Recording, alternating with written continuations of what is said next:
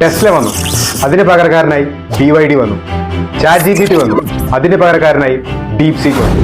Yes, ഇപ്പൊ എല്ലാവരും ചർച്ച ചെയ്യുന്നത് DeepSeekനെ പറ്റിയാണ്.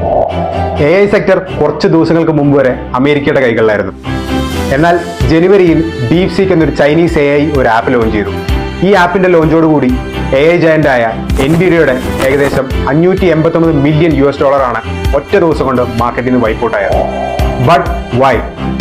US ഗവൺമെന്റ് അവരുടെ AI മോണോപോളി നിലനിർത്താൻ ചൈനയിലേക്കുള്ള അവരുടെ അഡ്വാൻസ് AI ചിപ്സെറ്റുകളുടെ എക്സ്പോർട്ടിംഗ് നിർത്തിവെച്ചു.